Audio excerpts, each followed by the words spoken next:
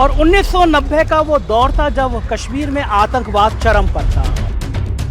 भारी सुरक्षा बल यहां तैनात किए जाते हैं। जवाहरलाल नेहरू ने यहां पर राष्ट्रीय ध्वज फहराया था 1947 और 48 के दौरान।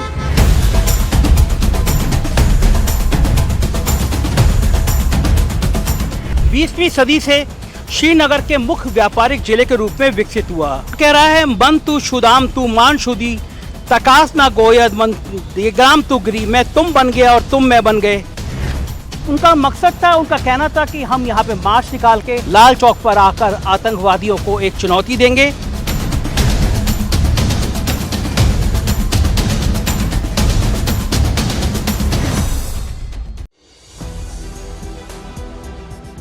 नमस्कार, मैं हूं संजय शर्मा। आप देख रहे हैं 4 PM न्यूज़ नेटवर्क। मैं एक ऐतिहासिक जगह पे खड़ा हूं।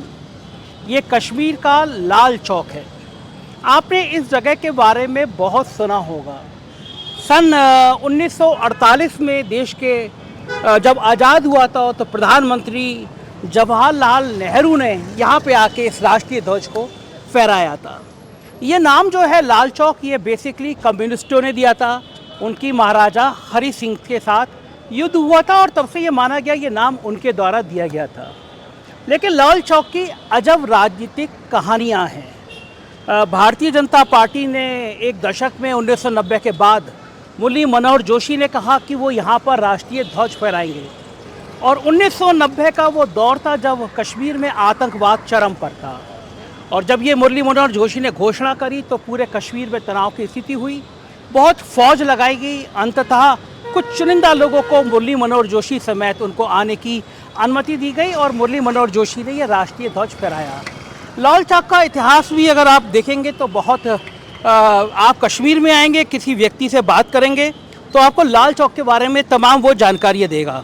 और ये जो है ये परंपरागत रूप से यहाँ पे पॉलिटिकल मीटिंग हुआ करती थी। लाल चौक पे लोग आके बैठा करते थे। अब लाल चौक बहुत बदल गया है। आप आसपास देख रहे होंगे, टूरिस्ट जो भी आता है कश्मीर में वो लाल चौक को देखने ज़रूर आता है। भारी सुरक्षा बल यहाँ तैनात किए जाते हैं। ये पीछे आप मेरे गाड़ी देख रहे होंगे, फोर्स है। ये लाल चौक की सिक्योरिटी बहुत मायने रखती है। लाल चौक बहुत संवेदनशील जगह है, इसलिए लाल चौक पर जो हम मौजूद हैं, ये जो घंटाघर आप देख रहे हैं, इसको 1980 में, ये घंटाघर जो है ये 1980 में बनाया गया था। और ये लाल चौक पर सर अमीरा कदल पुल और टिंडेल विस्को स्कूल के बीच रेजिडेंसी स्कूल जो है उसके दोनों तरफ बना हुआ है। मार्केट है ये चारों तरफ से। और ये 20वीं सदी से श्रीनगर के मुख्य व्यापारिक जिले के रूप में विकसित हुआ। इसका एक लंबा चौड़ा इतिहास है। मैंने जैसे आपको बताया 1948 में देश को ब्रिटिश साम्राज्य से आज़ादी मिलने के तुरंत बाद जवाहरलाल नेहरू ने यहाँ पर राष्ट्रीय ध्वज फहराया था। 1947 और 48 के दौरान भारत पाकिस्तान युद्ध के बाद नेहरू लाल चौक पे खड़े हुए और कश्मीरी लोगों को जनमत संग्रह करने के लिए उन्होंने आह्वान किया कि आप जनमत संग्रह में भाग लीजिए, जिससे भविष्य में वो आप अपना राजनीतिक नेतृत्व चुन सकते हैं, अपना भविष्य चुन सकते हैं। सिटी स्क्वायर वो स्थान भी था जहाँ जम्मू कश्मीर के पहले निर्वाचित प्रधानमंत्री शेख अब्दुल्ला ने फारसी में नेहरू और भारत के प्रति अपनी निष्ठा व्यक्त की थी। दोहा कह रहा है मन तू शुदाम तू मान शुदी तकास ना गोयद मन दिग्राम तू गिरी, मैं तुम बन गया और तुम मैं बन गए। इसलिए कोई कह नहीं सकता कि हम अलग हो गए। ये लाल चौक का इतिहास है। 1990 में यहाँ पे जब टेररिज्म आतंकवाद बहुत चरम पे था तो आतंकवादियों ने चुनौती दी थी कि कोई भी यहाँ पे भारत का झंडा फहरा कर दिखाए। लेकिन उस समय हमारे सुरक्षा बलों ने ये चुनौती स्वीकार करी और यहाँ पर आकर वो झंडा फहराया। क्लॉक टावर को 1992 में, जैसे मैंने आपको बताया, मुरली मनोहर जोशी के दौर में बहुत चर्चा का विषय आ गया। तब से भारतीय सीमा सुरक्षा बल और CRPF के 2009 तक लगातार यहाँ पे ध्वजारोहण आयोजित किया गया, जिससे इसकी महत्व बनाए रहा जा सके।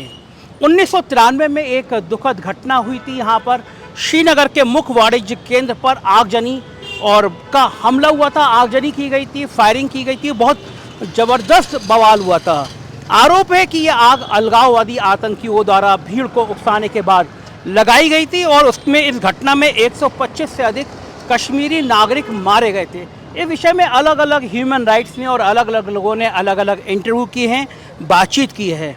2011 में भारतीय जनता पार्टी की यूथ विंग ने कोलकाता पश्चिम बंगाल से श्रीनगर तक एकता यात्रा नामक एक मार्च निकालने की शुरुआत की थी, लेकिन वो उनका मकसद था, उनका कहना था कि हम यहाँ पे मार्च निकाल के लाल चौक पर आकर आतंकवादियों को एक चुनौती देंगे। लेकिन ये बाद में विरोध हुआ तो ये कहा कि इस क्षेत्र में इस तरह आने से अशांति और बढ़ सकती है, ये माहौल नहीं है। और इसके बाद केंद्र सरकार ने मजबूत कदम उठाए और यहाँ तक आने से रोक दिया।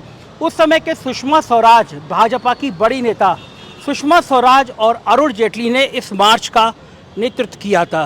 और ये ऐतिहासिक दिन तब और चर्चा में आ गया कि जब राहुल गांधी यहाँ पर आए।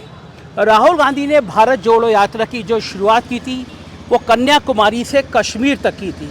और राहुल गांधी का बड़ा मकसद था, राहुल गांधी का बड़ा मानना था कि वो इस लाल चौक पर आके झंडा फहराएंगे। कश्मीर में जब राहुल गांधी की एंट्री हुई तो रोक दिया गया था उनको, आपने देखा होगा। फोर्स ने कह दिया था कि हम आपकी सिक्योरिटी नहीं कर सकते। धारा 370 हटने के बाद जम्मू कश्मीर में एक अलग तरह का माहौल है। मैं कई दिनों से कश्मीर में हूँ, कश्मीर के लोगों से अलग अलग बात करी, मैंने टैक्सी ड्राइवरों से बात करी, रेस्टोरेंट में बात करी। लोग चाहते हैं यहाँ जल्दी से जल्दी चुनाव हो, वो यहाँ पे एक चुनी हुई सरकार चाहते हैं। वो नहीं चाहते कि धारा 370 हटने के बाद एक अलग सा माहौल हो, एक राष्ट्रपति शासन हो। वो चाहते हैं कि हमारा नेता यहाँ पे स्थापित हो। हालांकि भारत सरकार ने कहा है कि वो जल्दी से जल्दी यहाँ चुनाव कराएंगे। सुप्रीम कोर्ट में ये मामला चल रहा है और सुप्रीम कोर्ट में गवर्नमेंट ऑफ इंडिया ने कहा है कि वो यहाँ की मतदाता सूची लगभग तैयार है और जल्दी से जल्दी वो चुनाव कराएंगे। लेकिन जो माहौल है, जो स्थितियाँ हैं, यहाँ के लोग इस दावे पे यकीन नहीं कर रहे हैं और कह रहे हैं 370 हटने के बाद हमारे अधिकार हैं उसमें कटौती की जा रही है। बहुत ज़रूरी है देश की सरकार को कि यहाँ के लोगों का विश्वास जीते, यहाँ के लोगों को एहसास कराए कि हुकूमत उनके साथ है, कश्मीर के साथ है, क्योंकि कश्मीर एक संवेदनशील मुद्दा हमेशा से रहा है। लेकिन अब लाल चौक पहले जैसे दौर में नहीं रहा।